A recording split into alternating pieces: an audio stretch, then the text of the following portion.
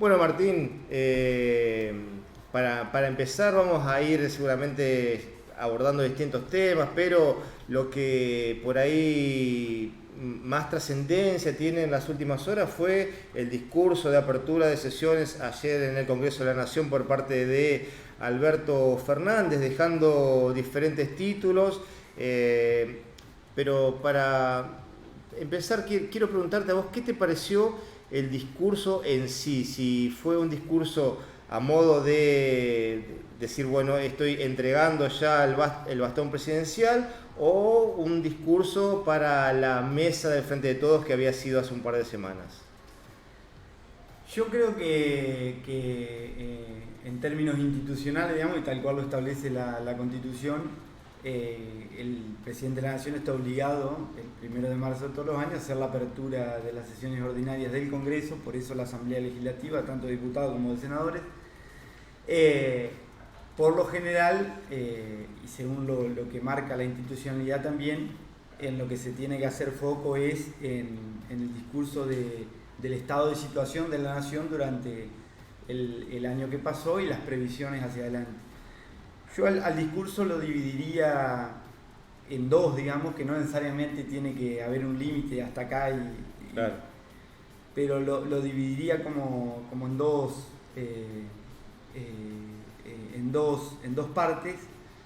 Una que tiene que ver con la cuestión de la gestión específicamente, la gestión en términos de hechos concretos, área por área, y me parece que en eso el presidente fue claro en cuanto a la posibilidad de plantearle al pueblo de la nación argentina aquellas cosas que se habían hecho en estos 3 años que han pasado de su gestión, 2 de los cuales fueron atravesados por una situación inédita a nivel mundial, históricamente impredecible, que tuvo que ver con la pandemia y que yo creo que a largo plazo, mirado con los lentes del paso del tiempo, nos vamos a dar cuenta que fue una situación extremadamente compleja. Así que en ese sentido me parece que el balance del discurso de Alberto, que tiene que ver, como te comentaba recién, con la gestión del Frente de Todos a cargo del Gobierno Nacional, me parece que fue positivo. Y fue importante también la otra parte del discurso, de un tenor mucho más político, si se quiere, en términos de la disputa de poder, concretamente hablando, que tiene que ver con aquellas cosas que el presidente marcó en relación a otros poderes del Estado, o algunos poderes que están por fuera del Estado, pero que también son factores de presión importante. Y eso me pareció interesante que se marcara, porque tiene que ver con la política real, digamos, tiene que ver con lo que sucede en la realidad y con lo que termina definiendo realmente las cosas. Podemos marcar con claridad la cuestión de la justicia, digamos, como uno de los elementos al interior del Estado que claramente no está funcionando bien. Basta con ver la consideración que la gente tiene respecto de la justicia para darnos cuenta que lo que plantea el presidente tiene verosimilitud, digamos, que es algo concreto y es algo real.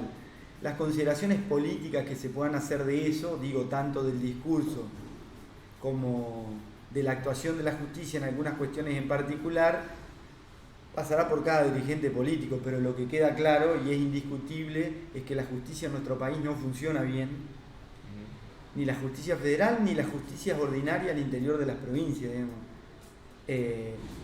Muchas veces la política discute la justicia en el marco de la situación que atraviesan los políticos, y eso en realidad es una parte menor de la responsabilidad que tiene la justicia.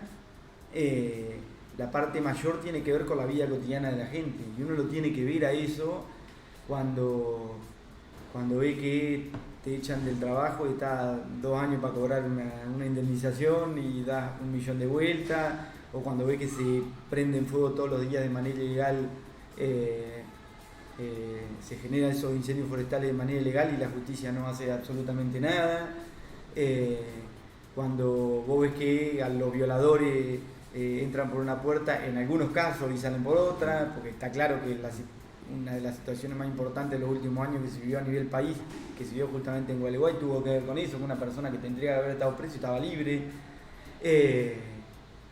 O, por ejemplo, en otras situaciones penales, cuando te estafan o cuando, sería civil eso, pero digo, cuando te estafan o cuando te roban o cuando te suceden algunas cosas que vos vas a la justicia y no encontrás la respuesta que esperás. Impacta siempre, aunque por ahí no lo veamos claramente, que pues, bueno, no me afecta a mí lo que pasa en la Corte Suprema o que no por ahí no lo ves, pero la otra vez marcábamos de que, por ejemplo, la Corte Suprema también derogó una ley que se había aprobado de que los servicios de Internet sean un servicio público, poniendo tarifas sociales, y esa ley fue derogada, bloqueada directamente en favor de los medios, o sea, de las grandes empresas monopolizadas, ¿no es cierto?, de servicios de internet, de cable, de celular. Y entonces yo te pregunto, a ver, como a modo de reflexionar juntos, si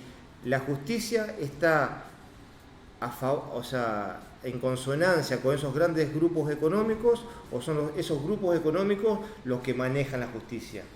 En principio, dos cosas. En principio te diría que la función que tiene que cumplir evidentemente no la está cumpliendo bien, no solo por la consideración que la política tiene de la justicia, sino por lo que te decía recién, por la consideración que la propia gente, el pueblo de la nación argentina, tiene de la justicia.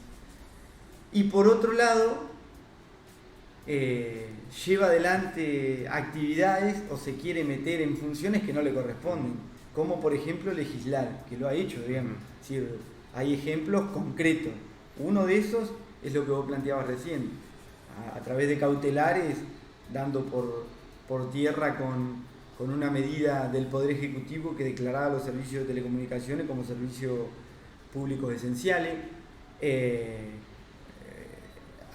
Hay varios ejemplos más, digamos, el ejemplo más drástico de todo, digamos, o el más absurdo en términos políticos institucionales, por la barbaridad que eso significa, es lo del Consejo de la Magistratura, donde se deroga una ley que funcionó durante 16 años, nombrando casi el 80% de los jueces que están en actividad a través de esa ley.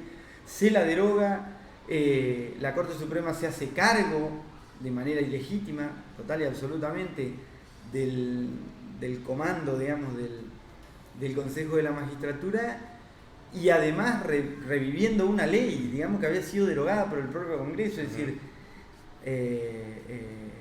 arrogándose facultades legislativas que en realidad no las tiene.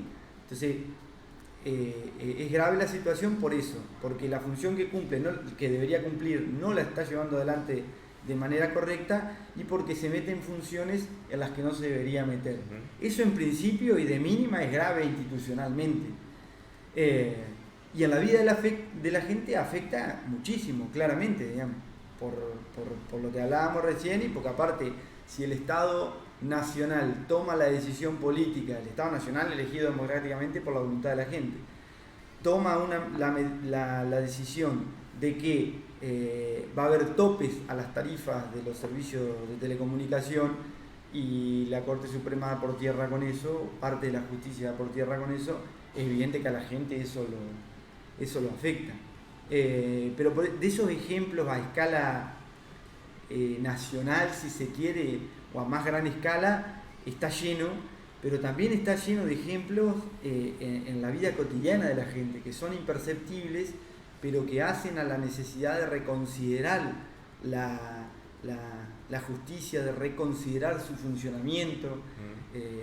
Está claro que hay un sector que tiene connivencia política que no debería tener con determinados sectores, sean A o sean Z. No estamos hablando, digamos, no se debe hacer de eso un juicio de valor en función de la consideración política que tienen de tal o cual dirigente, sino de su mal desempeño en sí. No corresponde que la justicia le vaya a preguntar a la política o a un empresario qué es lo que tiene que hacer en determinada situación. Eso no corresponde. Bueno, y eso está pasando en la Argentina, y es grave, Por eso me parece que la parte del discurso de Alberto que tenía que ver con eso fue una parte interesante. Fue un golpe, y en qué medida, ¿no? Si lo fue esto que vos marcabas de que la Corte Suprema se haga cargo del Consejo de la Magistratura. Recordemos que es un órgano que tiene que ser independiente de cualquier poder para poder elegir o remover jueces y fiscales,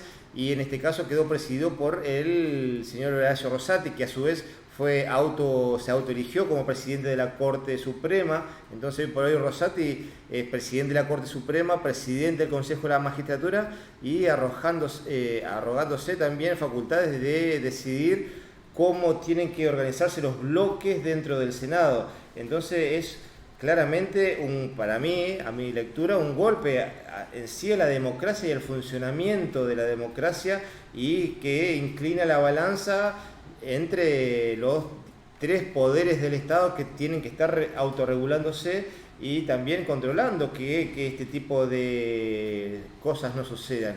Entonces, en ese contexto hoy de Rosati, que también llegó a la Corte Suprema a través de un decreto de necesidad de urgencia también, que no hizo el proceso de pasar por el Congreso y que se lo eligiera a través de los representantes del pueblo, en definitiva, que son quienes están en el Congreso, van escalando, van ganando casilleros en los lugares de toma de decisiones. Entonces uno ve que el año pasado la quisieron matar a Cristina, que uno ve que lo quieren voltear a Alberto Fernández por X o por Y. Veremos después si hace bien las cosas Alberto o no. Lo cierto es que en esa línea sucesoria el que sigue es el señor Rosati. Entonces como que va todo preparándose para que, dadas las circunstancias, sea él quien tome las riendas totales, pareciera, del Estado. Entonces estamos en un momento complicado de la democracia. No, claramente lo que yo creo en relación a esto, para redondearlo de la justicia, es que estamos en una situación complicada institucionalmente hablando. Parece que la gente tiene que tener en cuenta la importancia de poder discutir estas cosas y hacernos cargo como pueblo también. Una de las cosas más graves que ha sucedido es que la Corte, en contra de lo que establece la propia Constitución, viene manejando el presupuesto de la justicia, siendo que no le corresponde tampoco, y eso hace muchísimo tiempo que sucede y es realmente gravísimo. Más grave aún es cuando uno se entera que la propia Corte tiene depositada en plazo fijo fondos anticíclicos por miles y miles de millones de pesos, cuando la parte de la justicia que sí trabaja lo tiene que hacer con muchísimas dificultades, porque no tiene la cantidad de trabajadores que necesita, porque hay miles de juzgados o cientos de juzgados que en los que no se nombran a sus respectivas autoridades y a sus empleados. Muchas veces trabajan sin los recursos que tienen que trabajar. Estoy hablando de los sectores de la justicia que son obviamente mayoritarios, que realmente quieren trabajar y que realmente cumplen su función como corresponde. Vos ni siquiera tienen la posibilidad de contar con ese dinero que está manejando la propia Corte, que debería estar puesto a disposición de la propia justicia. Por eso me parece que el discurso del presidente en ese sentido fue interesante, porque sirve para marcar lo que pasa en la realidad y para que la gente se entera. Son pocas las instancias institucionales en las que un presidente puede comunicarse con su pueblo, digamos. La más importante históricamente siempre fue la apertura de sesiones del Congreso de la Nación, y eso está bueno que vaya, que vuelva a tomar la relevancia que sin duda, que aparte por cadena nacional, y sin más ni menos que al lado de Alberto Fernández, de un lado estaba Cristina Fernández y del otro lado estaba Cecilia Moró, y al lado nomás estaba Horacio Rosati y al lado estaba Rosenkrantz. Entonces, mostrando sus caras, exponiéndolos, el juego de cámara para nada fue ingenuo. Creo que estuvo todo ya más o menos armado para exponer sus caras, que pocas veces se los ve así como personificados, ¿no es cierto? Y también, se generó la controversia, obviamente, en el recinto por parte de diferentes sectores de la oposición, diciendo que estaba mal, que era un bochorno, lo que particularmente siempre dice a un sector de la oposición, ¿no es cierto?, cuando se ataca a la justicia, ¿no es cierto?, saliendo, como dice el dicho, basta con pegar el chancho para que, ¿no es cierto?, para que aparezca el dueño. Yo no sé si ellos son los dueños o no. Lo cierto es que son como... se tiran siempre arriba de la granada. El peligro de la política es creerse parte de un sector del cual nunca va a pertenecer, digamos. Ese es el problema histórico del medio pelo de nuestro querido pueblo argentino. Jauretche lo planteaba muy bien en sus escritos. Los sectores de poder que necesitan muchas veces inclinar la balanza a su favor, lo hacen utilizando las herramientas que tengan a mano. No le importa quién está dentro del Congreso, quién está en la presidencia de la Nación, quién está en las gobernaciones. Hoy se lo harán a una persona, mañana se lo van a hacer al que lo tengan que hacer, si es que encuentran la connivencia de algunos sectores de la política, de la justicia, de los lugares que sea. Por eso yo siempre digo que lo importante es valorizar la política como herramienta, como la única herramienta capaz de cambiarle la vida a la gente dentro del juego de la democracia. Eso es fundamental. La política no puede escupir para arriba porque es el peor de los errores que comete. Por eso me parece grave que sea la política a veces, o algunos sectores de la política, los principales operadores de este tipo de situación, ¿no?, del mal desempeño institucional dentro de algunos sectores de los poderes del Estado. Claro. Y bueno, a raíz de todo esto y de diferentes sucesos se abrió un juicio político a la Corte Suprema, ¿no? Son numerosos, contábamos la semana pasada que más de 60 acusaciones o diferentes tipos de delitos si se comprueban pudo haber cometido los diferentes integrantes, porque hay que decir que no son los 4, sino que también cada uno está sindicado por alguna cuestión irregular que por eso se los está juzgando. Lo más complicado, creo yo, son Rosati y Rosenkrantz, creo yo, porque el pedido de juicio político también surge a raíz de esta serie de chats y de audios que se fueron filtrando entre el secretario directamente de Rosati, estamos hablando de Robles, quien junto con el ministro de Seguridad, hoy licenciado de sus funciones, Marcelo de Alessandro, ministro de Seguridad de la Ciudad de Buenos Aires, le iban bajando línea directamente de las cosas que tenían que hacer ellos ya sea en el Consejo de la Magistratura, en el bloque de senadores y también, una serie de irregularidades que salteándose todo tipo de parámetro constitucional y que deriva en este pedido de juicio político, violando numerosos artículos de la Constitución y amparado este juicio político también por la propia Constitución, de que tiene las facultades, ¿no es cierto?, el gobierno en este caso, de poder llevar adelante un juicio político, que hay que trazar la diferencia, que no es lo mismo que un juicio penal. No es que los jueces van a ir presos en caso de que se comprobase que son culpables de lo que se lo está acusando, sino que van a ser removidos de sus funciones y van a perder el privilegio de su jubilación, básicamente, que fue lo que hizo alguna vez Kirchner cuando asumió, que como varios de los jueces en ese momento tenían más de un muertito en el placar, calladitos las bocas, se fueron, conservaron su jubilación y se renovó la Corte. También desde diferentes sectores de la oposición dice que este juez Rosati también vino de la mano del peronismo, que fue menemista, que fue kirchnerista, que fue, un camaleónica trayectoria, ¿no es cierto?, hasta llegar al lugar donde está hoy. ¿No es cierto? Que creo yo que para nada defiende los ideales que, por ejemplo, defendía Néstor Kirchner en su momento. Rosati no es un parámetro válido para compararlo, por más que haya sido puesto, ¿no es cierto?, en su momento por Kirchner. Pero este juicio político que se abre, ¿qué repercusión va a generar, ¿no es cierto?, en nuestra democracia hoy en día? Un juicio político no es una instancia, no es algo que suceda todos los días, es algo importante, que está incorporado como posibilidad dentro de la Constitución, y lo que está sucediendo hoy en el Congreso está dentro de los márgenes de la ley, con la totalidad de las garantías para los acusados, en este caso los miembros de la Corte Suprema de Justicia. La Comisión de Juicio Político en la Cámara de Diputados tiene mayoría del Frente de Todos, o sea que el juicio político va a avanzar. Dudo que en el Senado, para ser realista por los números con los que se cuentan, dudo que en el Pleno de la Cámara de Diputados, por los números con los que se cuenta, eso pueda llegar a tener un tratamiento o pueda llegar a tener una media sanción. Pero me parece que lo importante es que la herramienta está y se utiliza. Si se utiliza es porque cierto sector de la política está considerando que la justicia, en este caso la Corte Suprema, no está funcionando bien. Eso es un reconocimiento institucional que ya es algo importante. Además de exponer ante la comunidad, ante la gente, ante el común de la gente, lo que realmente sucede y las cosas de las que están acusados. Aparte de todas aquellas situaciones que han trascendido, que tienen que ver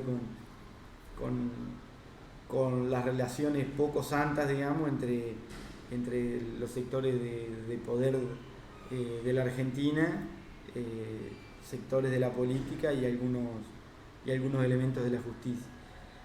Está claro que las reuniones que se hacían, las charlas que tenían y los acuerdos a los que llegaban no eran inocentes, tenían una finalidad que de mínima tenía que ver con el beneficio de algún determinado sector. Eso ya es un delito, eso no corresponde y además habla muy mal de la justicia. Así que el juicio político va a avanzar en la Comisión de Juicio Político dentro de la Cámara de Diputados.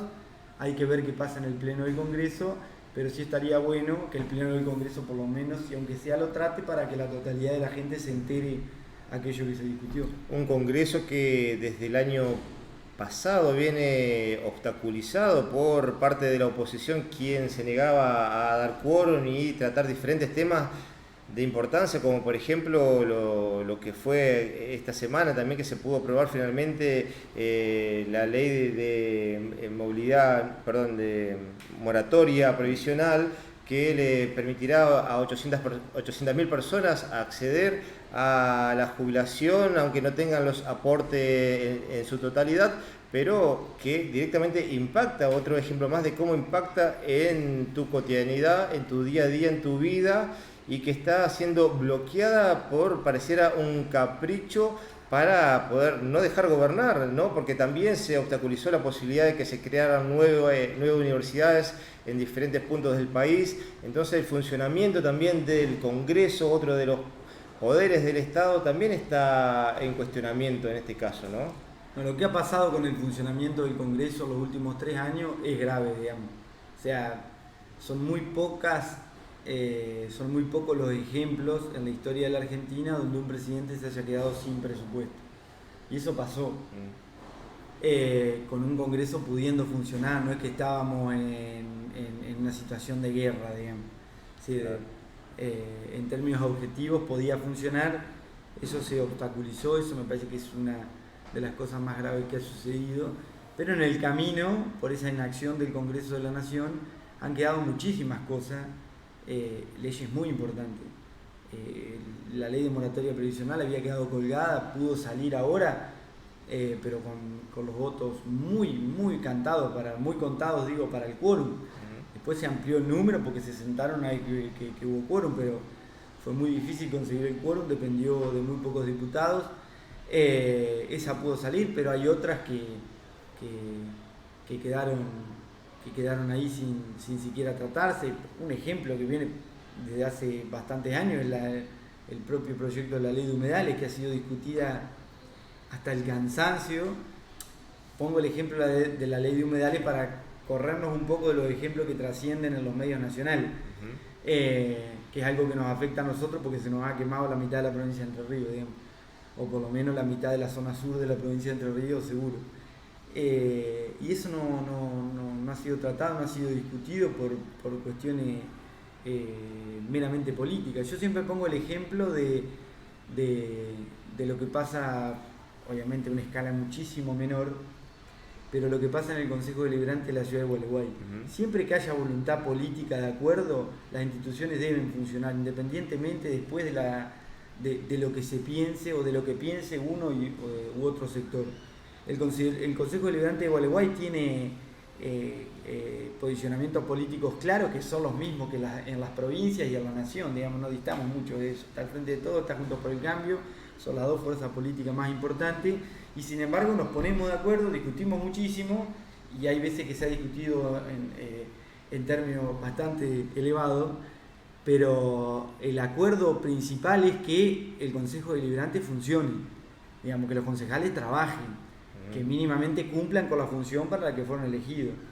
Como yo le pediría a los miembros del Congreso de la Nación que cumplan con ese mandato, que por lo menos cumplan con el trabajo que la gente les dio, de ir a las sesiones, dar quórum y en todo caso discutir. Después, si los números están, tienen que ver con los números de las mayorías que la propia gente eligió. El Congreso de la Nación, y concretamente la Cámara de Diputados de la Nación, es el órgano colegiado más representativo del pueblo.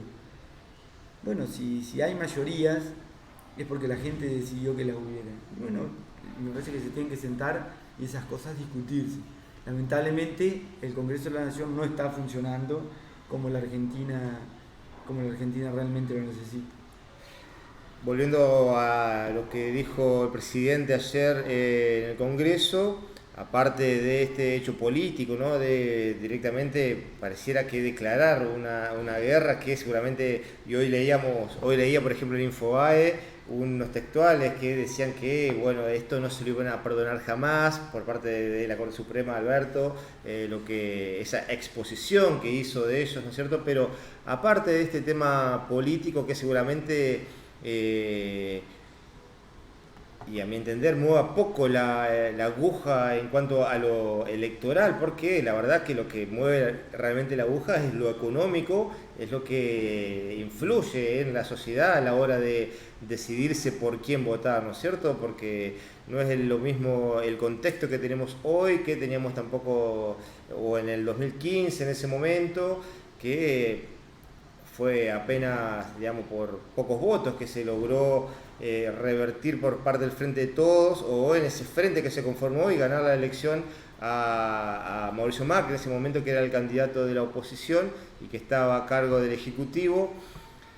En cuanto al discurso económico, en cuanto a las proyecciones o a los anuncios que el presidente dijo ayer en el Congreso, ¿con qué te quedás? ¿Qué rescatás de la parte económica? Yo creo, está claro que la situación del país a nivel económica es una situación extremadamente difícil. Claro está también que quien, con la seriedad que el caso ameritaba, analizara la situación el 10 de diciembre de 2019, sabía que era muy complejo revertir eso, que iba a llevar muchísimo tiempo, y que lo que había quedado luego de la gestión de Macri, que pulverizó la totalidad de los indicadores económicos, los destrozó a todos, digamos, el que nos imaginemos, lo dejó peor de lo que lo había encontrado cuando asumió el gobierno. Esa situación era extremadamente difícil. A eso se le sumó esta situación inédita de la pandemia. Y no se ha podido salir de una situación económica difícil. A diferencia, con pandemia y todo, y con guerra y todo, y con la situación internacional complejísima que esa guerra generó, han sido 3 años donde ha habido crecimiento económico y donde la tasa de empleo no ha bajado, digamos, en algunos años ha subido. Eso es importante. Lo que no se ha podido resolver es la cuestión del poder adquisitivo de la gente. Aquellas personas que consiguen trabajo, o aquellas personas que tienen trabajo formal, ni hablar de los que tienen trabajo informal, se les hace muy difícil llegar a fin de mes. Sinceramente, eso es lo que está sucediendo, que tiene que ver con el poder adquisitivo de la gente. Y ese me parece que es el gran desafío que tenemos como gobierno. En el último tiempo, y básicamente desde que Massa tomó las riendas del Ministerio de Economía, algunas variables han ido mejorando. La inflación tuvo momentos de altas, momentos de baja, lamentablemente el último mes volvió a subir, pero me parece que lo que no hay que correr del eje es la discusión en relación del modelo que hay que utilizar para salir. Y sinceramente, lo que está haciendo la Argentina hoy, el gobierno nacional, con el esfuerzo de la gente, con el esfuerzo de la provincia, de las provincias, con el esfuerzo de los gobiernos locales, es tratar de llevar la economía argentina por un camino de seriedad y no por el camino del despilfarro que venía transitando antes del 2019, que sinceramente es muy complejo. La Argentina transita un camino de recuperación con una mochila en la espalda muy pesada, pesadísima, digamos, que vamos a tener que cargar nosotros como generación, la generación de nuestros hijos y la generación de nuestros nietos, digamos, lo que debe en términos de dólares la Argentina es un monto sinceramente exorbitante, más allá de las negociaciones que nosotros podamos hacer, que hicimos y que podamos hacer a futuro con los tenedores de deuda privada, con los organismos multilaterales de crédito, sea fondos, sea BID, sea Banco Mundial, lo que sea. Claramente la situación que tenemos hacia adelante es una situación extremadamente compleja, porque es muchísimo el dinero que debemos, digamos. Cualquiera lo podría medir en términos familiares. Si una familia gana 100.000 pesos y debe 450.000 pesos, es obvio que por más que a esa deuda la negocie y la refinancie, va a estar con el agua en el cuello la totalidad de lo que le queda de vida. Bueno, el paralelismo no es del todo correcto, pero hay que hacerlo, digamos. La Argentina produce en términos de PBI un determinado número y lo que debemos es un número enorme. Entonces hay que ser serios en relación al manejo de la economía a futuro. No hay que dejarse llevar por soluciones mágicas que no existen, digamos. Si las soluciones mágicas, la solución de un día para otro existiera, la discusión económica a nivel mundial ya estaría saldada hace rato, digamos.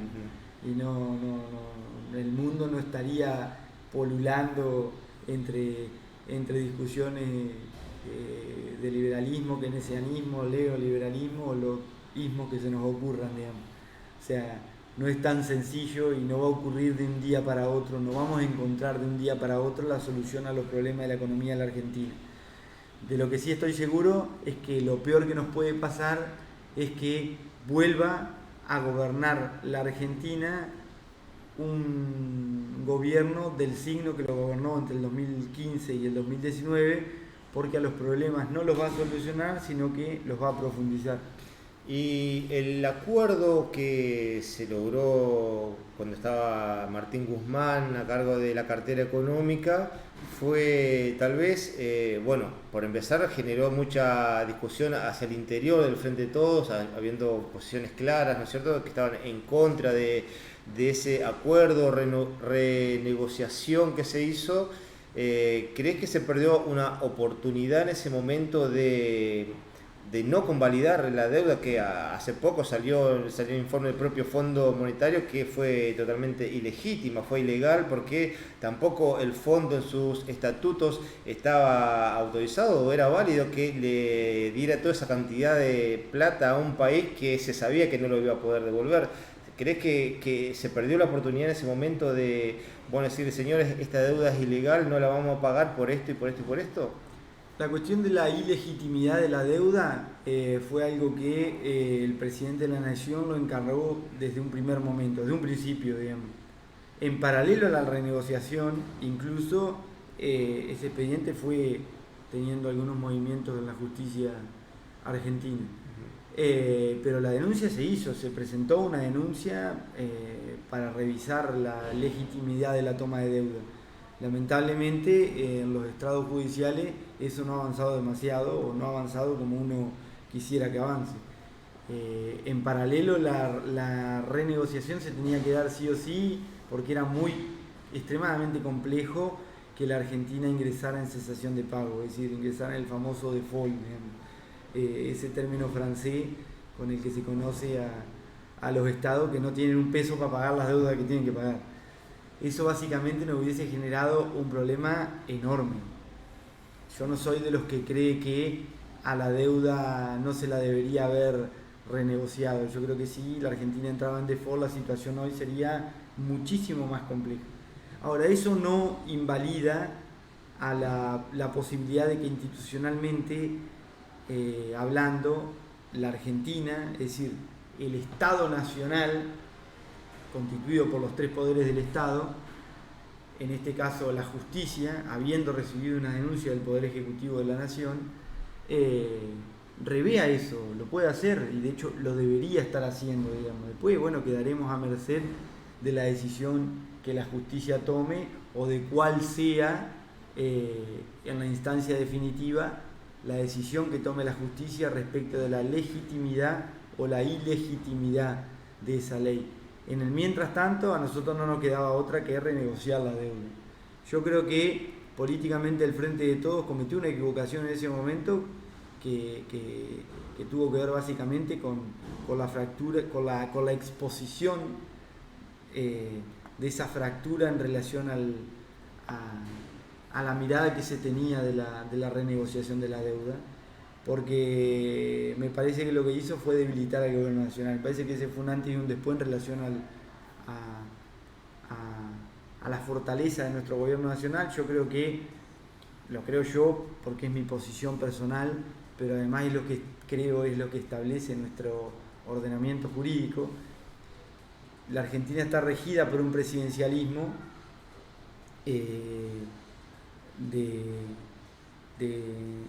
de concentración fuerte del poder en términos institucionales. Es lo que establece la Constitución. Lo peor que se puede hacer en un presidencialismo de ese tenor es debilitar la autoridad presidencial. Me parece que uno de los errores que cometimos como al interior de nuestro Frente de Todos fue justamente ese, fue debilitar la autoridad presidencial, porque una vez que eso empieza es muy difícil detenerlo, se entra en una vorágine de discusión política interna que incluso nos corre del eje de la prioridad que es la gestión. Digamos, la prioridad del Frente de Todos gobernando debe ser solucionarle los problemas a la gente, no ver cómo no dirimir internas, cómo discutimos, lavar los platos, lavar los trapitos al sol. Sí, me parece que ese fue un error político que cometimos al interior de nuestro frente. Yo lo marqué desde un primer momento, digamos, incluso tuve algunas críticas de parte de propios sectores del Frente de Todos cuando yo públicamente planteé que al momento que Alberto Fernández, varios de los ministros le habían presentado la renuncia, se la debería haber aceptado por la necesidad justamente de fortalecer esa autoridad presidencial. Me parece que eso debería haber sucedido incluso. Bueno, obviamente cuando yo planteé eso, varios compañeros del interior del Frente de Todos me salieron a retar, pero a mí me parece que es clave, independientemente de la posición que cada uno ocupe al interior del Frente de Todos, es clave tener en cuenta que la autoridad presidencial, cuando nuestro partido es oficialismo, tiene que ser fortalecida, digamos. Lo pensé siempre, lo pensé cuando estaba Néstor, cuando estaba Cristina, y lo pienso ahora que está Alberto, digamos. Nuestra principal fortaleza tiene que estar en quien comanda el Ejecutivo de la Nación, y me parece que fue un error esto de haber debilitado la autoridad del presidente. Yo no sé si habrá comenzado o no ahí este derrotero, este problema sin solución de continuidad dentro del propio frente, que recordemos son 18 agrupaciones, creo que conforman la coalición que hoy gobierna y que tal vez en su momento los unió en el espanto, ¿no? Tal vez, ¿no es cierto?, de decir, bueno, nos unimos para derrotar al oponente político del momento, pero tal vez sin una concreción en cuanto a la proyección de un trabajo mancomunado entre el propio espacio a nivel político, social, económico, de las diferentes aristas que es manejar un Estado a nivel nacional, y más teniendo en cuenta lo que remarcábamos con las circunstancias económicas.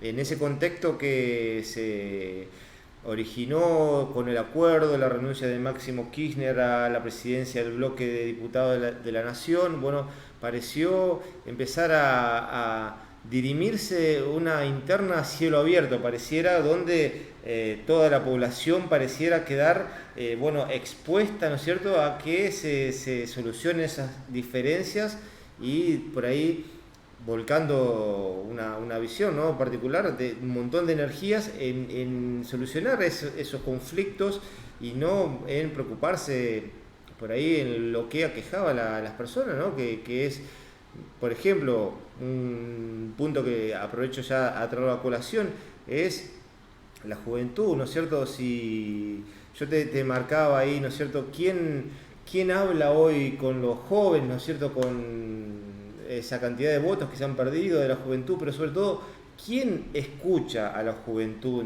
las problemáticas, su precarización laboral, ¿no es cierto?, que por ahí está terminando de estudiar una carrera y no hay un mercado laboral para esa carrera, no puede acceder a una vivienda, no puede acceder a un montón de cosas, de cuestiones que, bueno, serán materiales, serán económicas, pero que hacen también el bienestar social, individual y sobre todo a un clima de humor social de cara a las próximas elecciones. También, por ejemplo, en cuanto a las políticas sociales, con los planes económicos, se dieron de baja más de 100.000 planes económicos, planes sociales económicos este año, que uno lo analiza desde afuera y dice, y tal vez no sea la mejor estrategia un año electoral dar de baja más de 100.000 planes sociales, porque esos 100.000 planes sociales no es que son 100.000 personas, son muchas personas porque son planes familiares, entonces está como todo enroscado y pareciera que a veces el propio oficialismo se pega, como se dice vulgarmente, un tiro en el pie.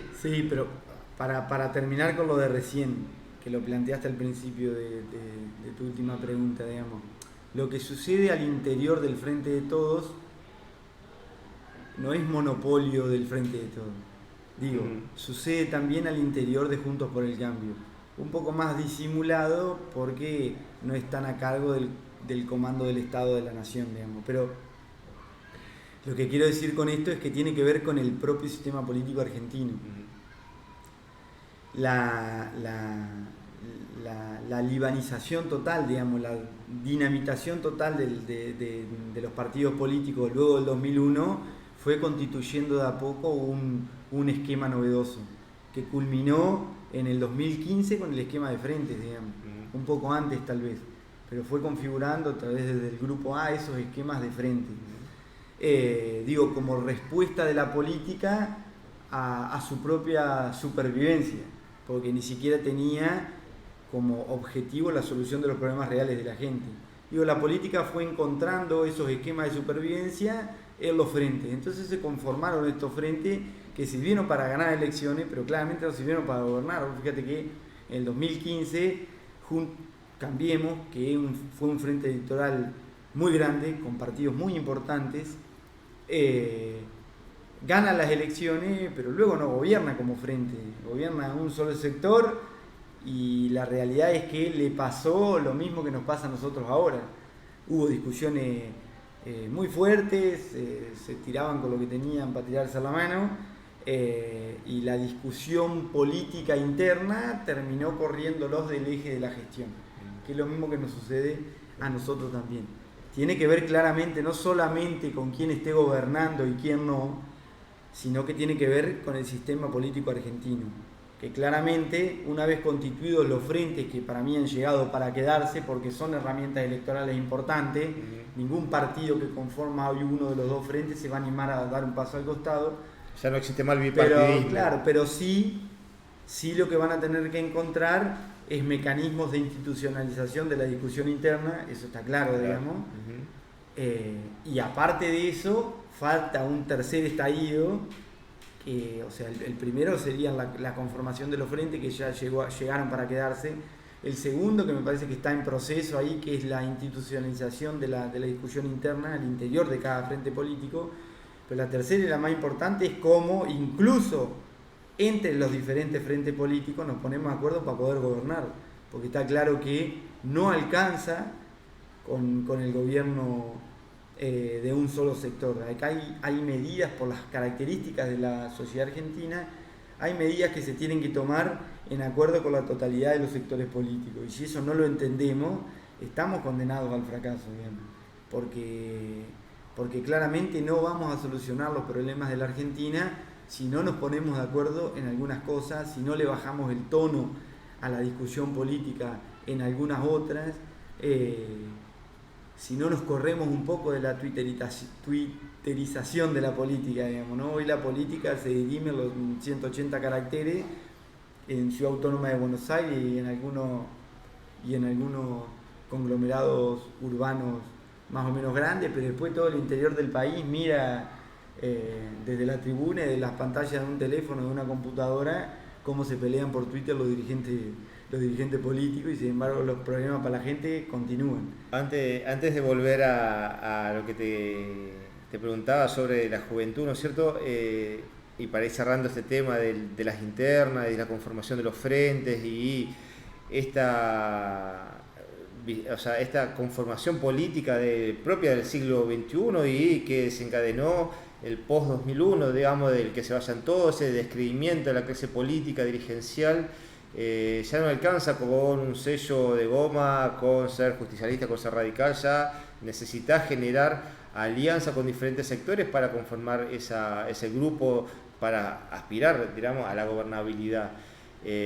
Hoy por hoy vemos la notoria interna que hay en la coalición gobernante, pero también vemos que la oposición tampoco puede aprovechar esa interna, tiene sus propias, como decís vos, marcás, sus propias diferencias, sus halcones, sus palomas, ¿no es cierto? Macri chicaneándolo a Larreta, es bueno que haya disputa interna, o Bullrich, bueno, pero en ese sentido, ¿crees que la oposición está perdiendo, digamos, la oportunidad de fortalecerse o armar un núcleo poderoso teniendo en cuenta todas estas diferencias? No, yo creo que la oposición, y esto es algo muy sincero que te iba a plantear, yo creo que la oposición ha manejado el esquema de las PASO mejor que nosotros. Y todo este ruido interno tiene que ver con eso, digamos, tiene que ver con cómo le presentan, o por lo menos esa es mi lectura, cómo le presentan a la gente una elección interna un poco más atractiva, ¿no? Es decir, más ruidosa, más atractiva, que llame más la atención, que tenga más presencia mediática, que tenga más presencia en las redes sociales, que tenga más presencia básicamente en la mesa de los argentinos cuando se ponen a discutir. Entonces, después salga uno u otro candidato, para ellos es lo mismo, porque en realidad no hay demasiadas diferencias. Entonces, por eso yo siempre digo que nosotros, como Frente de Todos, no le tenemos que tener miedo a las primarias. Incluso con un presidente yendo a una reelección con otro candidato que le pueda hacer la interna. A mí no me asusta, no me disgusta. Yo creo que el Frente de Todos tiene que utilizar la elección primaria para fortalecerse, para enriquecer el discurso hacia afuera, digamos, ¿no? Garantizar la posibilidad de dejar de hablarle solo al que está convencido y salir a buscar a aquella gente que no está tan convencido, al independiente, al que en definitiva termina decidiendo las elecciones.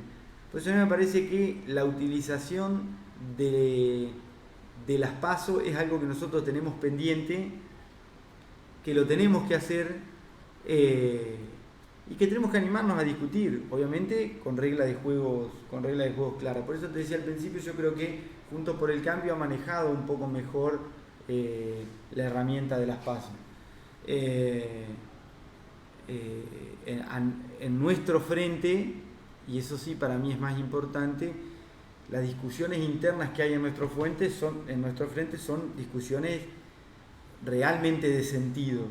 Uno lo que ve que en Juntos por el Cambio la discusión es mucho más vacía de contenido, es más mediática, es más de eslogan. Y es más de ver quién tiene plata para aparecer más minutos en YouTube, claro, en Instagram o en Twitter, digamos. Sí. Pero bueno, son herramientas que nosotros tampoco hemos utilizado como podríamos haberlo utilizado. Y en esa utilización o no utilización de las PASO, por ejemplo, recuerdo que Cristina no le quiso dar la PASO a Florencio Randazzo en su momento, que capaz que le ganaba 95-5, pero no se quiso presentar justamente para tal vez no legitimar ese espacio. Néstor Kirchner decía, nos dicen kirchneristas para bajarnos el precio, ¿no? Pero te pregunto, ¿hay dentro del frente, ¿no?, un espacio consolidado que es un núcleo duro kirchnerista, que tal vez que sea el sector que más atraiga a la juventud por haber vivido las políticas sociales de los 12 años del gobierno kirchnerista? Y también hay un núcleo duro del Partido Justicialista que por ahí trae viejas costumbres de la política y que tal vez no empatiza tanto con la juventud. Esa discusión interna que se planteó en la mesa del Frente de Todos que pudimos apreciar de los diferentes actores, ¿no es cierto? Porque este frente es, por un lado, bueno, la fuerza de Cristina, de Massa y de Alberto. Hoy por hoy, ¿cómo vislumbrás vos una interna entre ese sector kirchnerista y ese sector peronista, ¿no es cierto? Y si kirchnerismo se asocia a una izquierda y peronismo se asocia a un centro derecha. Sí, no, a mí me parece que, arrancando de lo último, esas son categorías conceptuales con las cuales hoy ya no es posible leer la política. Hay muchísimos ejemplos nacionales, internacionales. Fíjate los esquemas políticos novedosos que han surgido en muchísimos lugares del mundo dan cuenta de eso. O sea, yo siempre pongo el ejemplo de las elecciones en Francia, donde se enfrentaban 3 candidatos claramente distintos. El actual presidente francés, digamos Macron, pero por derecha tenías a Marine Le Pen, digamos, representante de una de las derechas más conservadoras de Europa, y del otro lado tenías a Mélenchon, digamos, un histórico del Partido Socialista, referente de la izquierda. Y el elemento social novedoso en ese tiempo en Francia eran los famosos chalecos amarillos, que era más que nada clase media que había visto cómo el poder adquisitivo de su salario se desmejoraba por el aumento del combustible, por ejemplo. Y sin embargo vos ves cómo votaron esos sectores, y algunos lo votaron a Mélenchon, otros lo votaron a Marine Le Pen, no lo votaron a Macron, después terminó ganando Macron igualmente. Pero lo que digo, es muy difícil leer con las categorías conceptuales históricas de la izquierda y de la derecha la actualidad política mundial, y Argentina ni hablar, por las características que tiene el peronismo. Es extremadamente complejo. Pero lo que yo creo es que las elecciones primarias enriquecen la discusión, amplían la discusión y amplían la cantidad de gente que está mirando tu película, digamos.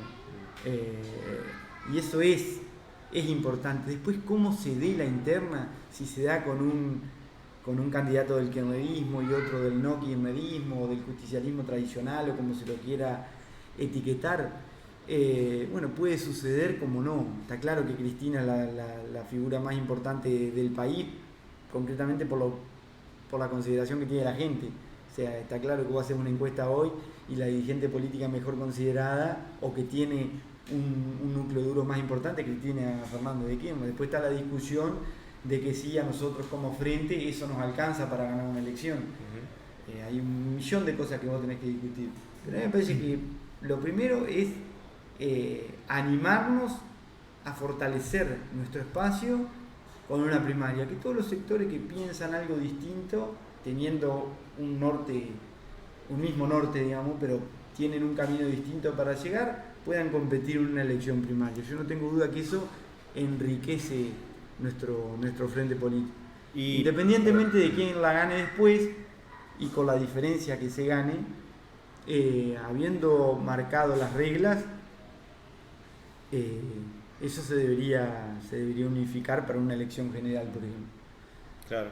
Ayer Alberto, haciendo alusión a Cristina, que bueno, siempre la apoyó, bueno, denunció la persecución, el hostigamiento que había y hay sobre su figura política, en un momento dijo inhabilitación, que semánticamente no es lo mismo que decir proscripción, que es lo que hoy está ocurriendo si se mantiene firme la sentencia que pesa sobre ella con el juicio que se le armó y que, bueno, tiene diferentes irregularidades que dan a suponer que es un esquema más de lo que se conoce como lawfare, ¿no es cierto?, la persecución judicial y mediática para proscribir. Pasó con Correa, pasó con Dilma, pasó con Lula.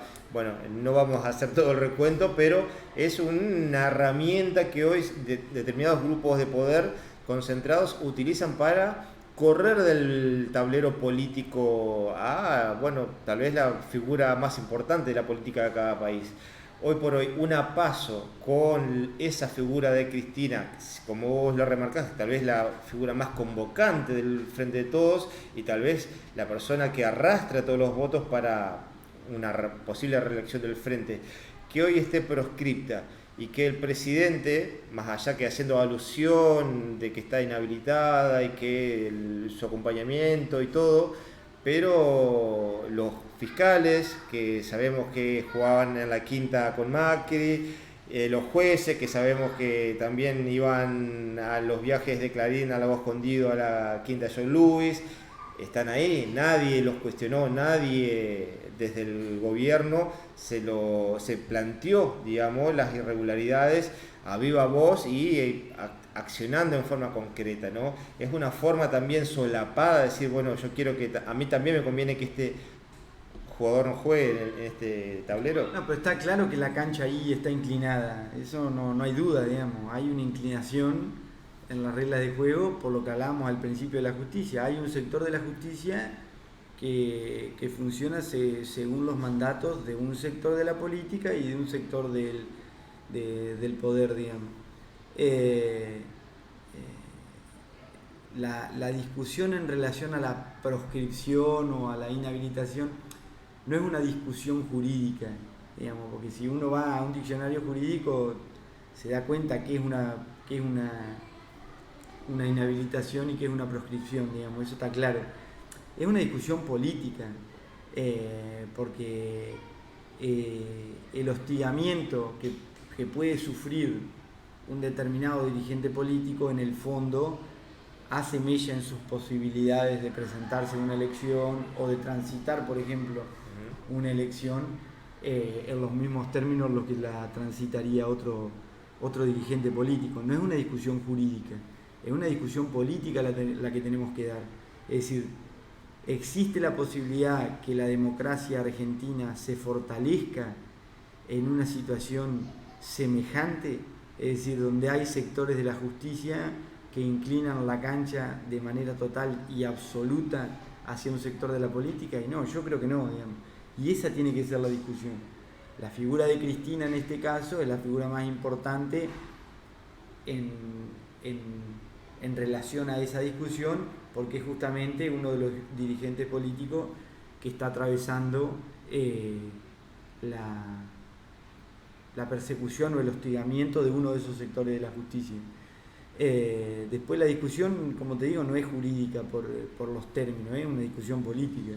Pero yo no le tengo miedo a una PASO entre ningún dirigente del Frente de Todos con ningún otro. Sea el dirigente más humilde y el dirigente más importante, yo creo que la PASO a nosotros nos fortalece. Así como fortalece a Juntos por el Cambio, soy consciente de eso, también nos fortalece a nosotros, digamos. Porque vamos a ir a una general en términos diferentes, con figuras políticas que han surgido en el último tiempo que le quitan más votos a Juntos por el Cambio que a nosotros, digamos, más allá de que hay muchos sectores de la juventud que se están sintiendo atraídos por los sectores libertarios. La consideración mayor de la juventud respecto de la política está puesta en nosotros, digamos, está puesta todavía en el Frente de Todos. Sigue siendo el sector político que más contiene a los sectores de la juventud. Pero hay una realidad, y es que hay un sector importante de los jóvenes en la Argentina que no tiene ningún tipo de expectativa de crecimiento individual, personal y en general como país, que se ha ido recostando a los sectores, al surgimiento de esos sectores libertarios, digamos. Y puede ser que esos votos que ha perdido el Frente de Todos, que la mayoría se han ido para el lado de Milei, ¿no es cierto? Como vos marcabas, algún resto hacia la izquierda tradicional, funcionen como una colectora en el caso de haber un balotaje, ¿no es cierto? Porque mucha gente que vota a Milei, bueno, no votaría a Larreta, pero sí votaría a Bullrich seguramente, que hay como cierta afinidad y cierto histeriqueo a nivel político, ¿no es cierto? Pero que tal vez la conformación de Juntos por el Cambio, a ser considerada como dicen ellos, ¿no? De la misma casta que el Frente de Todos, bueno, llegado a un balotaje, tal vez toda esa juventud, todos esos votos que hoy por hoy es un número importante, porque no solo es el rechazo, el enojo, la falta de proyección económica, social, lo que sea, digamos, que genera de que tipos con un discurso como Milei lleguen a la juventud, ¿no es cierto? No tiene que ver particularmente con una despolitización de la juventud, de la idea del descreimiento de la política como herramienta de transformación, sino decir, bueno, esto de vuelta a lo mismo, ¿no? Entonces pruebo con otra cosa. ¿Vos considerás que puede sumarle un importante caudal de votos en el caso de haber un balotaje ese sector? Yo tengo mis dudas, digamos, porque políticamente eso es impredecible, es decir, nosotros, vuelvo a lo de hoy, nosotros utilizamos para analizar los esquemas políticos y todo lo que pretendemos saber de lo que va a pasar a futuro,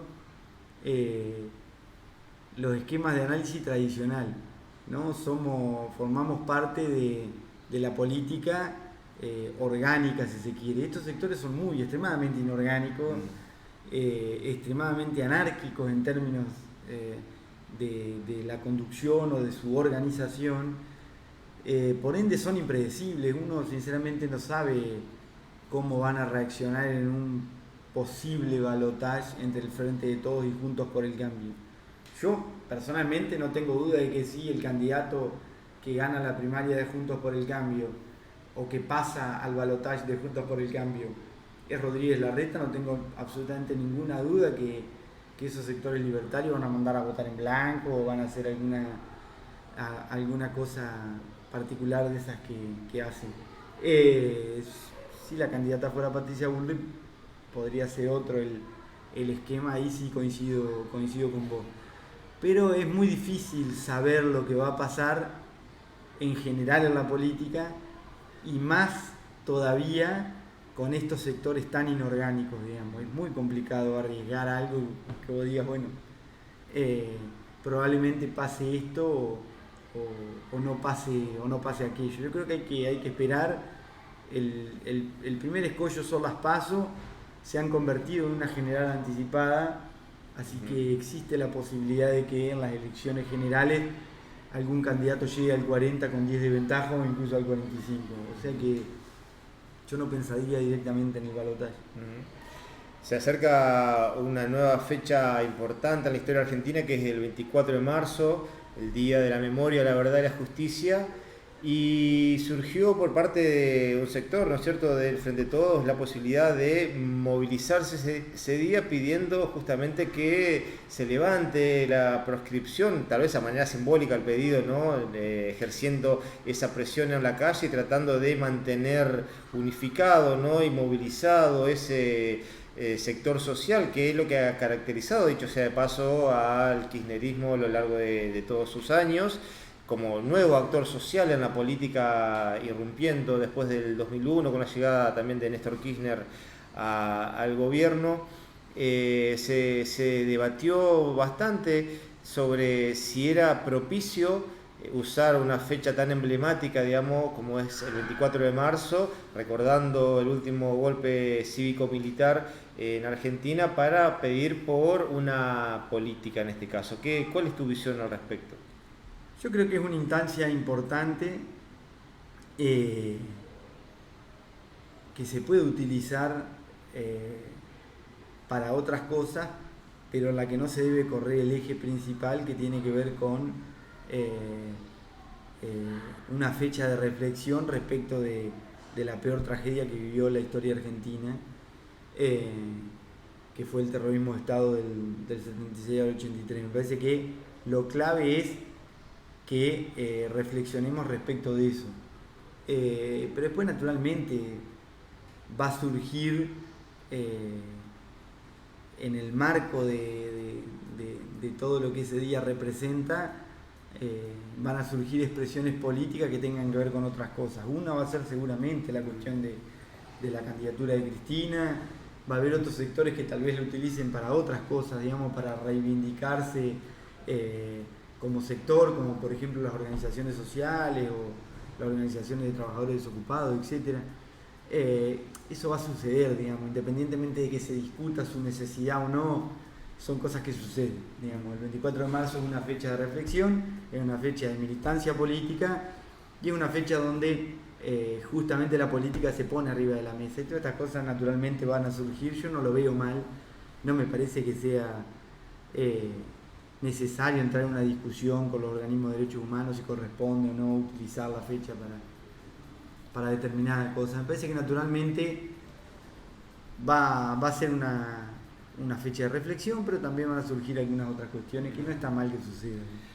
Y bueno, se van a cumplir este año 40 años de democracia, el periodo más extenso de nuestra historia de manera continuada de democracia, y como veníamos charlando, todavía quedan, bueno, cosas por arreglar, digamos, en esta joven democracia, como hablábamos, ¿no?, del Poder Judicial, que tal vez todavía se mantenga enquistado un sector social aristocrático, ¿no es cierto?, que, bueno, que no es elegido por el voto, que están puestos a dedos, que nadie los cuestiona, que no pagan ganancias, que tienen jubilaciones exorbitantes, que, bueno, un montón de cuestiones que hacen también a una deuda pendiente de la democracia.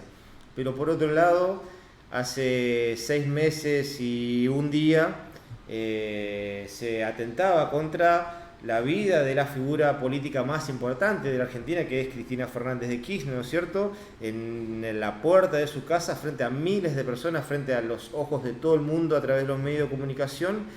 ¿Y crees vos que hubo un quiebre del pacto democrático en ese momento? Sí, yo creo que la Argentina tiene claro a partir del 83 de que los conflictos se iban a resolver con la política y no con la violencia, digamos. Ese fue el principal legado del 83, digamos, como elemento simbólico. Y cuando sucedió lo de Cristina, me parece que eso peligró. Ha sido muy poco el esfuerzo que se ha hecho, o por lo menos parece poco a la vista de los resultados, el esfuerzo que se ha hecho de parte de la justicia para clarificar eso, digamos. Y eso sí me parece grave, porque estamos hablando prácticamente de un intento estamos hablando de un intento de magnicidio, es decir, de una de las figuras más importantes de la política del país. Pues imagínate lo que hubiese pasado en Estados Unidos si se hubiese intentado matar a Kamala Harris, digamos. Es decir, son situaciones graves, extremadamente graves, que institucionalmente deberían tener una respuesta mucho más contundente. Lamentablemente eso no sucedió. Por suerte, digamos, el atentado no se pudo consumar del todo, porque hoy estaríamos en una situación muchísimo peor o distinta, diferente claramente a la que estamos atravesando en este momento si eso hubiese sucedido. ¿Hubiera sido el desencadenante, crees vos, de una ola de violencia que hubiera sido...? Y yo creo que hubiesen surgido cuestiones, es contrafáctico hablar de eso porque claramente no sucedió, pero digo, en términos del análisis que podemos llegar a hacer y siendo lo más responsable posible, hubiese sido una situación impredecible, realmente impredecible. E incontrolable si hubiera pasado, seguramente. Sí, eso no sucedió, por suerte no sucedió, pero institucionalmente me parece que la respuesta tiene que ser más contundente. Uno esperaría que como país tuviéramos la capacidad de resolver y de comentarle a la totalidad de la gente qué es lo que sucedió, en qué términos se dio, quiénes fueron sus instigadores, quiénes fueron los autores materiales, pero también sus autores intelectuales, quiénes lo financiaron, quiénes no, es decir, cómo se constituyó el sector que decidió ir a atacarla, etcétera, etcétera, etcétera. Eso ya debería estar claro. Y lamentablemente no lo está. Tal vez una decisión clara y notoria de, por ejemplo, no brindar presupuesto para poner más fiscales para que investiguen la causa, para atar cabos y seguir la ruta del dinero, para ver dónde confluye todo eso. Lo cierto es que también es parte de esa deuda pendiente, digamos, el manejo de la justicia, porque como sabemos, tanto la jueza que trabaja para el gobierno de la ciudad, como los fiscales que también jugaban en la Quinta de los Abrojos con Macri, bueno, toda una serie de irregularidades que tampoco, y a modo de crítica, ¿no?, el Poder Ejecutivo tampoco acciona para que, bueno, de echar un manto de luz sobre eso y decir, bueno, no, ¿qué pasa? ¿Por qué no Pero sucede? eso tiene que surgir de un acuerdo político entre las diferentes fuerzas, por lo que te decía hoy. Esto le está pasando a Alberto ahora, le pasó a Cristina, y le pasó a Menem y a Dualde, y le va a pasar al que venga. Porque son sectores que utilizan una parte de la institucionalidad del Estado argentino para hacer cosas que no corresponden, siendo buenos, digamos. Entonces, si la política no toma la decisión de controlar eso, de cambiarlo y de seguir controlándolo como corresponde, eso no va a cambiar nunca. Entonces, falta decisión política de la totalidad de la política, no solo del oficialismo o de la oposición cuando le toque gobernar, para cambiar eso, porque está claro que las facturas se la pasan a todos. Vos hablabas de beneficios, de beneficios que tienen algunos sectores de la justicia. Son prácticamente prerrogativas nobiliarias propias de la predemocracia, digamos. Eso en pleno siglo XXI ya no tendría que estar ni siquiera discutiéndose, desde la redacción de un fallo hasta la necesidad de nombrarlo de la manera en la que se lo tiene que nombrar a los jueces o de muchas cosas con las que no cumplen, como si cumple el ciudadano de a pie o el trabajador de a pie. ¿Vos creés que eso ya no tendría que estar siendo discutido, digamos? Es prácticamente el siglo XVI.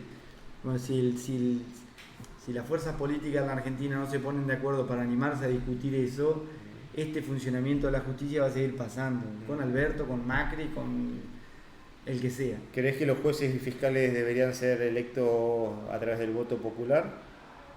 No, yo creo que debería haber una consideración de revisión del mandato a perpetuidad, mínimamente. ¿Qué quiero decir con esto? Deberían rendir cuentas de su capacidad de estar al frente de un juzgado, de una secretaría, de una fiscalía, de una corte provincial o nacional, o de una cámara. Debería haber instancias de revisión de esa capacidad, mínimamente. No va a haber capacidad de autodepuración. Hoy no existe la posibilidad de que las instituciones del Estado, por las dificultades y lo engorroso que es, se saquen de encima, por ejemplo, un fiscal que no sirve. Y tenemos 1.000.000 de ejemplos, digamos. Es decir, en la justicia federal y en las justicias ordinarias, digamos. Entonces, cualquier funcionario, incluso yo, por ejemplo, que fui un funcionario elegido por el voto de la gente. A mí me eligió la gente, me eligió prácticamente la mitad de la ciudad. Ahora, si yo no cumplo con mis funciones como corresponde, probablemente si me presento a una nueva elección, no me vote ni mi familia, digamos. Bueno, existe una instancia en la que yo me tengo que poner a consideración de la gente. Ni hablar los funcionarios que no son elegidos por la gente, pero que son elegidos de manera directa por los ejecutivos municipales, provinciales o nacionales. Si no cumplen con su función como corresponde, están a tiro de decreto, digamos. O sea, el presidente de la nación los echa y se tienen que ir a la casa. Es decir, cualquier funcionario político que no sirve para lo que tiene que hacer, si no cumple con su función, tiene la posibilidad muy real, casi obvia, de irse para la casa. Bueno, es muy difícil que los sectores de la justicia que no funcionan tengan ese futuro si no cumplen con su función como corresponde. Bueno, eso hay que modificarlo de alguna manera. La gente, la sociedad no tiene que por qué bancar a una persona que no sirve para cumplir la función para la que está. Eso está claro, digamos, pero tiene que pasar la justicia, tiene que pasar lo ejecutivo, lo legislativo, en cualquier lado. Yo creo que hoy las mayores dificultades para cumplir con eso están puestos en la justicia, sí, claramente. Martín, para ir cerrando, y abro ya la invitación para otra oportunidad para hablar sobre lo que se avecina a nivel local en cuanto al armado también de las estructuras políticas y la proyección que se viene para las elecciones aquí en la ciudad, pero eso lo vamos a dejar para otra oportunidad si te parece, pero quiero que cerremos la entrevista, esta charla, con algunas palabras que vos les puedas brindar a un sector de la sociedad, ¿no es cierto?, la juventud, que hoy por hoy tal vez está descreída, está resignada, está enojada o diferentes tipos de sensaciones con la clase política, ¿no? Y llegar a decir son todos lo mismo, o desvalorizar la política, ¿no?, como herramienta de transformación. ¿Qué palabras vos podrías brindarles a este sector? Yo no sé, consejos no me siento quien para darlos, pero desde mi experiencia personal, en algún momento, habiendo estado en esa posición, en la posición de preguntarme por qué el funcionamiento de las cosas de la manera que funcionaban, yo lo que le diría es que participen en los lugares donde puedan participar, sea a la izquierda, a la derecha, Juntos por el Cambio, el Frente de Todos, lo que sea, pero la participación política es importante porque justamente revaloriza la política, que es la única herramienta que tenemos dentro de los márgenes de la democracia para transformar la vida de la gente, incluidas las situaciones que a esos sectores de la juventud los incomodan, los ponen nerviosos o no los satisfacen. O sea, lo que yo le diría es eso, digamos, es lo que por lo menos yo hice y me sirvió para darme cuenta de que si uno no participa para luchar por lo que cree, es muy difícil que otro lo canalice por uno, digamos. Es decir, dentro de la sociedad actual, uno lo que tiene que hacer es garantizar que aquello que piensa forme parte de alguna discusión. Y la mejor manera es involucrarse, digamos, porque si no nadie va a ir a buscar eso que vos pensás, lo va a poner arriba de la mesa y se va a poner a consideración del resto. Es decir, uno tiene que animarse a participar porque es lo que nos corresponde, además por la responsabilidad que tenemos como ciudadanos. Bueno, Martín, te agradezco por tu tiempo.